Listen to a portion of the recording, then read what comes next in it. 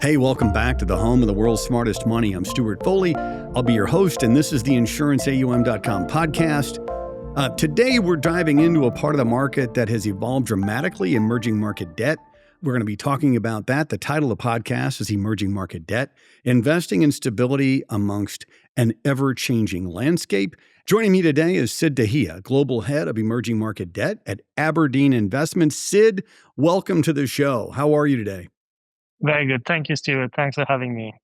We are thrilled to have you. You have an interesting background. You have a bachelor's with honors, by the way, in electronics and electronic communication engineering from Punjab Engineering College. You're a CFA charter holder. Can you give us a little bit about kind of where you grew up, how you got in this seat, and also what was your first job, not the fancy one? Yeah, absolutely. So, Stewart, I grew up in India, and all my education and my upbringing was in India. I am a child of the 80s and 90s in India. And it was a fascinating time to grow up in India. You know, you could see the country's transformation. I really saw firsthand how the right kind of reforms, and sorry to get really serious into this podcast straight away, but the right kind of reforms, economic liberalization, those kind of things can really have a huge impact on a country's population and its future. So that experience really shaped the way I look at investments today. And my first job, nothing fancy, was a very basic. I quietly taught some math to school students for a bit. It was interesting. I kind of learned that simplifying difficult ideas is not easy. That was a big takeaway for me back in those days, and that's something that I've kept with me. And that job, I think, taught me a lot more than any spreadsheet could. It's really true. I mean, the ability to take complicated concepts and put them in simple terms is really, to me, like the ultimate measure of mastery, right? When I was teaching finance, like weighted average cost of capital, like if you teach that enough, like you really understand it, right? Yes. And it's when you're teaching it, and the thing is, the questions that people ask that like you may have never thought of, right? Like ever. And you go, oh, I see why you're asking me that. That's interesting. I hadn't thought about that, and that makes you learn even more. So I'm convinced that this is a good way to learn it yourself, right? So Aberdeen has deep roots in both insurance and emerging markets investing. Can you give us an overview in case somebody is not super familiar with Aberdeen? Can you give us a little bit of kind of a high level there and sort of some experience on your EMD history? Absolutely, Stuart. So Aberdeen's roots in insurance investing, they run deep. We are really proud of that heritage. So the firm was born out of a merger between Aberdeen Asset Management and Standard Life back in 2017. And Standard Life, as many might know, is one of UK's oldest and largest life companies. It has a history of around 200 years. Aberdeen, on the other hand, has been investing in EM debt for over 30 to 40 years. So we've really seen the inception of this asset class. Over that time, we've built experienced team of more than 30 investment professionals, fully dedicated to emerging market debt.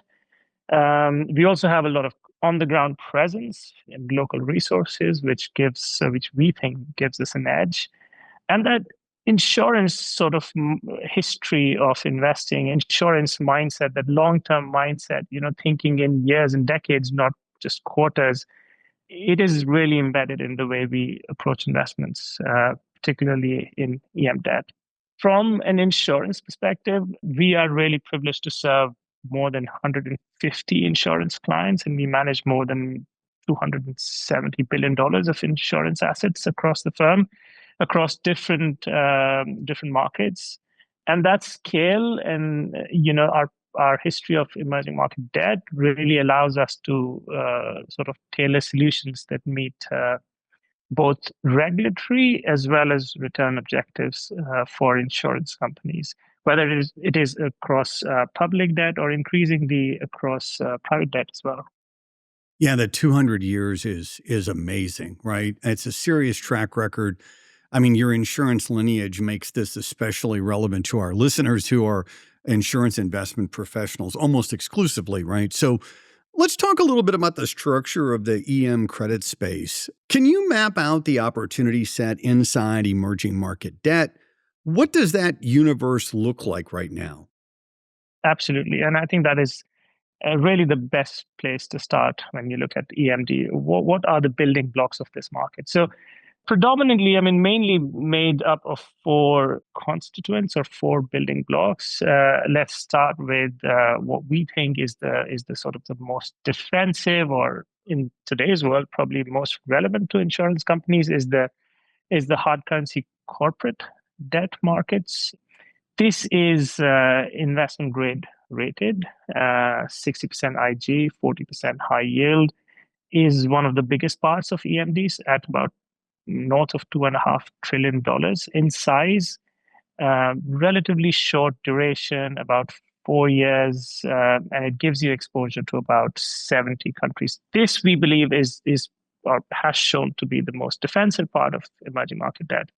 The second part is the oldest part of emerging market, which is the sovereign hard currency space, which is slightly smaller at about $1.7 trillion, is a notch or two lower in rating and slightly longer in duration. It again gives you exposure to about 70 countries, but the high yield and IG is more equally split here. And because of slightly longer duration and slightly lower credit quality, it tends to be a little bit less defensive. Then comes local currency. This is by far the biggest market in EM, probably worth about $15 trillion in size. It is majority investment grade and it has sort of intermediate duration. It generally benefits from periods of depreciating dollars, but also tends to have a slightly higher volatility than other parts of EM. And then lastly, then this is sort of a subset of the hard currency sovereign market, is the frontier market, which is now becoming a standalone market in itself. It's just under $1 trillion. It's a couple of notches lower rated than other markets, and but much more yieldy.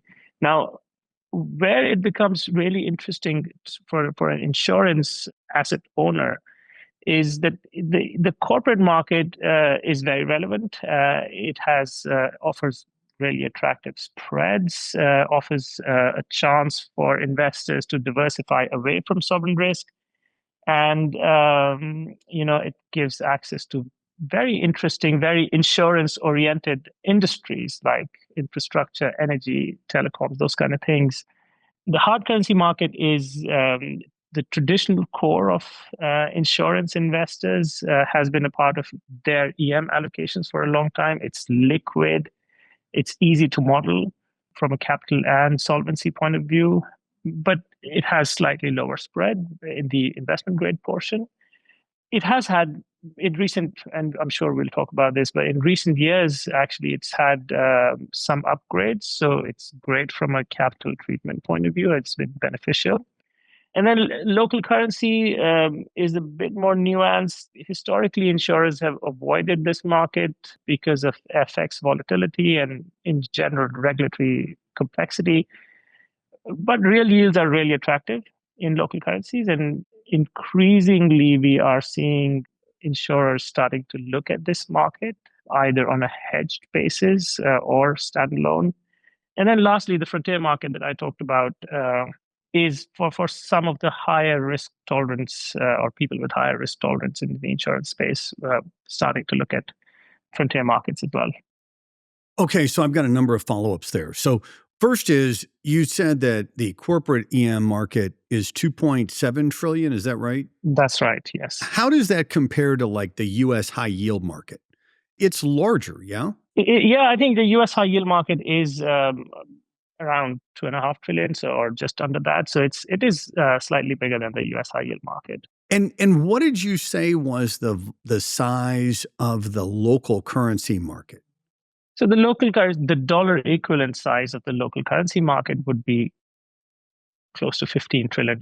15 So trillion. yeah, so this includes Wow. all the EM countries and all the local debt that they issue on the sovereign side and quasi-sovereign side.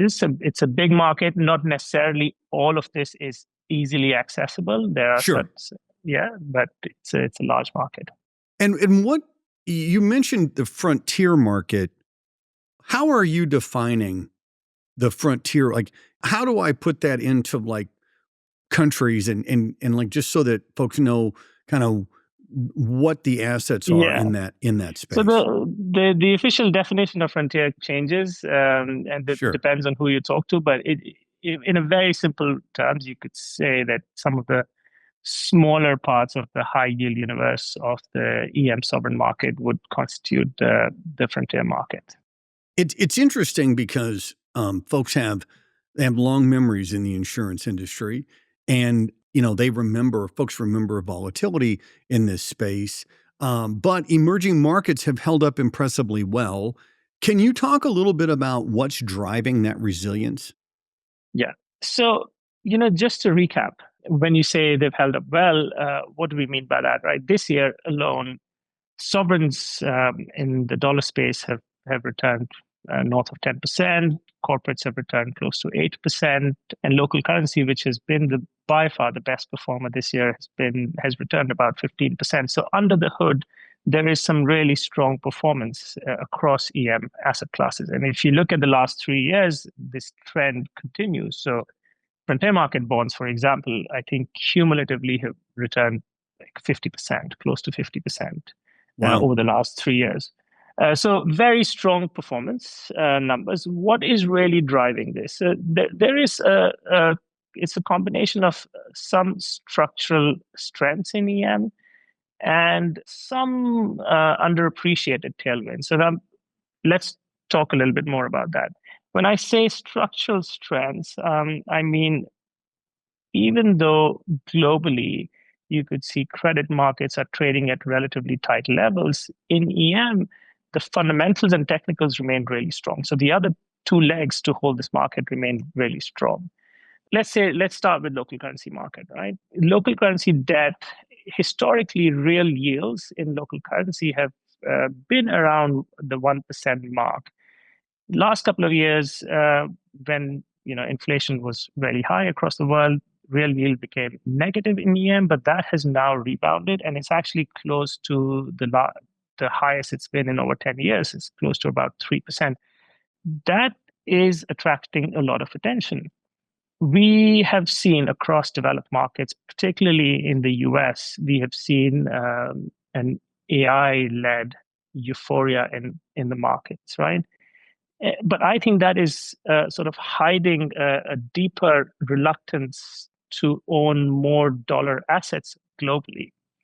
I think what we have seen, and there are plenty of reports of, Dutch pension funds and Danish pension funds reducing or increasing their hedge when they invest in the dollar in the US market. So they do want exposure to these companies, but they don't want dollar exposure, right? Necessarily, or at least they don't want to increase dollar exposure. That is also beneficial for EM because the debt dynamics and otherwise fundamentals in EM tend to hold up quite well when you compare to developed markets. In general, investors have concerns around fiscal dominance in the US. That is, again, not the case in large parts of EMD. Ratings are a big driver. If you look at credit ratings, EM countries went through almost a decade of credit ratings being downgraded more than upgraded. So the net rating upgrade was firmly negative for over a decade. But in the last 2 years, that has turned around and it's become firmly positive. So it's in almost about 10, 12 years, it's now on an upward trajectory in rating. Just to give you some data, in this was the sovereign world. In the corporate world, for example, in the quarter that just went by, in the third quarter this year, we had about north of $105 billion of bonds being rated higher in just the quarter gone, right? And only about 20 odd $1 billion of downgrade. So the net upgrade was about $80 billion just in Q3. If you look at talking about corporates, when you look at spread per turn, so we like to compare markets, not necessarily just by spread, but we also look at how much leverage you're taking when you invest in a particular company. So we look at spread per turn of leverage. That ratio, when you compare it to developed markets, so let's take double B bond in EM versus a US high yield double B bond, the ratio is north of 2 times. In triple Bs, it's almost 3 times. So it's a very healthy pickup for similar quality credit. We've seen strong issuance this year again, but technicals are strong because even though in the EM corporate space we have seen issuance of almost $400 billion, net issuance is still negative. And for your viewers or listeners, net issuance would be the total issuance minus all the amortizations and coupons and buybacks and all of those things. So again, technicals and fundamentals in EM remain very strong, so there is clear underpinning to the strong performance that we've seen in EM assets this year. Just a couple of points here. One is when you mention real yield, just for those who may not know, nominal yield is what's quoted, and then you subtract out inflation, and you get real yield, which is the real return, which is an economic term, which means net of inflation. One of my questions, I guess, has to do with if I'm a U.S. insurer, and what a lot of folks would say is, "Hey, I don't have any local currency denominated liabilities, so I don't want to introduce that volatility or that mismatch." How does it compare if I buy local currency EM and hedge it versus buying hard dollar denominated EM? How does that come out on a net basis if I'm a U.S. insurance carrier? Yeah, I mean, that's a very good question, and it really depends on which country you're looking at. In certain countries, you have very high rates, and potentially the cost of hedging could be quite expensive. So on a net basis, you may end up in a situation where actually buying the dollar bonds might be more attractive. But in other cases, you may have a very strong view on the policymakers in that particular country reducing policy rates going forward, which would, even on a hedged basis, you would make quite strong returns if you were just buying the bonds in that country. So it really depends on the opportunity that you're looking at. And if I'm a carrier and I have some liabilities in other currencies, is it possible to create a custom mandate that just has local currency in those spots? Can you create a custom mandate in that way?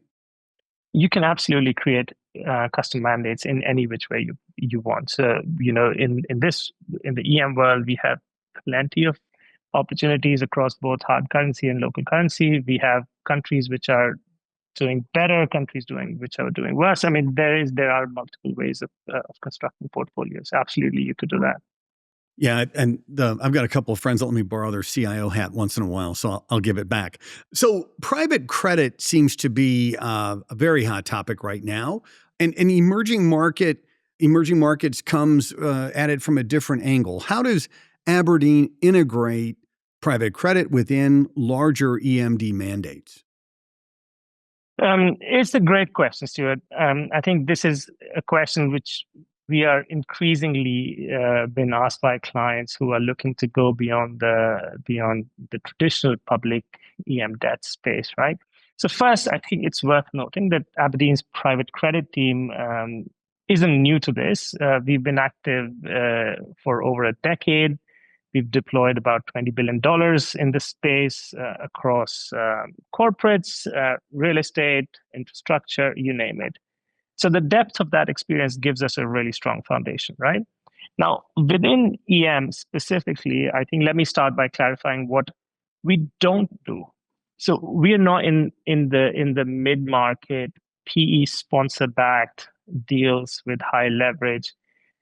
We don't do direct lending, at least not yet, and we're not involved in special sits of any kind in the private space, right? So let's be clear. So that's something that we don't do. Direct lending could be on the horizon for us, but for now, we think that there's plenty of low-hanging fruit in areas where we clearly have an edge, right? What we do focus is on loans and private placements from companies, countries, quasi-sovereigns, borrowers in EM, often entities that we know on the public side. These deals come with very strong protection, covenant protection, and typically senior in the cap structure. One of the key advantages, I think, for us is access, right? We've had this long-standing relationship with banks across EM, and we get to tap into this really deep and differentiated opportunity set within EM. On the loan side, our objective in this space is twofold. One, first is to reach borrowers that don't typically come to the public market within EM, and there are a few. And the second is to capture illiquidity premium, right? We wouldn't invest in something just because it's private. We want to be tapping into that illiquidity premium, tends to be around 200 to 300 basis points within EM, or that's the kind of stuff that we tend to look at. We generally, we've been investing in a number of things of late. We have managed to achieve anywhere between from SOFR plus 400 to 600 basis points. We've looked at over 60 deals this year, just to give you an example. And the blended average of those deals would be yields north of 9%, high 400 margins, about 200 to 250 basis points in liquidity premium. So this is a really attractive part. I think this is where it gets interesting for clients. We can run this as a standalone strategy or a mandate, but increasingly we are being asked to put this in the wrapper of a public listed or public bond funds, right? And we certainly think the lines between public and private credit are starting to blur and will keep blurring in the future. So this is really exciting space for us. Yeah, it's super interesting. So it's a powerful combination, right? It draws on your experience, right, in that market. So before we close, are there a couple of takeaways that you'd want our insurance investor audience to take away from this podcast in particular? Yeah, absolutely. I'd say two takeaways. One is that EM is going through a resurgence. I think EM has been ignored by many investors for the last few years. It has been the unloved child within credit markets. And I think if you lift the hood and you see there's actually a lot of progress being made across EM. Across different asset classes, there are clearly tailwinds, and EM has gone through a somewhat turbulent time in the last decade or so, but come out on the other side with fairly strong balance sheets. So that's the first takeaway. The second takeaway, I would say, particularly for insurance clients, would be that there are a number of ways we can access this opportunity set, a number of different markets, a range of credit ratings, a range of different outcomes that you can achieve looking at EM, and that certainly deserves a second look. That's super helpful. All right, so I got a couple of fun ones for you on the way out the door. The first one is intended to get at the culture of Aberdeen. And you've been at this, you've achieved a very senior role here. You've been in these markets a long time. But more importantly, you've been in the asset management business a long time.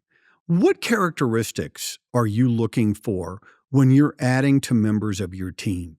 Like, what have you seen are there any things that you've seen that have kind of led to successful careers? Yeah, that's a very good question. I could rattle off a few, but I think just to keep things very simple, I'd say curiosity and humility would be the top two. Investing in EM is complex. No one has all the answers, right? We tend to look for people who ask good questions, who challenge assumptions, and who know when to listen and when to observe. Technical skills, those can be taught. right? I think mindset and the attitude is what makes a team exceptional. So yeah, those are the kind of things that we look for. That's super helpful. I think that's that's like the humility. We had someone on a podcast yesterday who used a much more colorful term, but I understand your point, which is it's a team environment, and you need people who want to work together and who are easy to work together with. So I get that one. Last one's kind of fun. Dinner. You can have dinner with up to 3 guests, 1, 2, or 3. We had somebody pick just 1 yesterday. Who would you most like to have dinner with, alive or dead? I think it's I could pick a lot of interesting answers to this, but maybe just to keep let's just to not digress too much. I would say someone like, and it might sound a bit boring, but someone like Lee Kuan Yew. That he was a very inspirational figure. I'd say, he's ability to transform Singapore from a sort of struggling post-colonial state to this economic powerhouse in what, 1 or 2 generations is, I think it's unmatched in the world. A lot of leaders today could learn a lot from him. A lot of policymakers could learn from him, and his views on governance, trade, diplomacy, all of these things I feel are extremely relevant today. Would be amazing, and he was a sharpshooter, a straight talker as well. So it would be, I think, if he opens up, would be great dinner company. That's awesome. Anybody else? Yeah, we'll keep it there. I think that. Oh, wow. Okay. Two single guests in a row. That's awesome. Really gotten a great education today on emerging market debt. I really appreciate you being on today, Sid. Absolutely. Thanks for having me, Stuart. Really appreciate it. We've been joined today by Sid Dahiya, Global Head of Emerging Market Debt at Aberdeen Investments.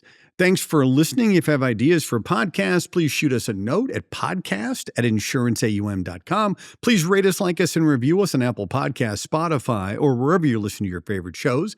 If you want to if you want to watch us, we have a brand new YouTube channel at Insurance AUM Community, and we're very happy to report that our views are up significantly. So if you want to check that out, you certainly can. My name's Stewart Foley. We're the home of the world's smartest money at the insuranceaum.com podcast.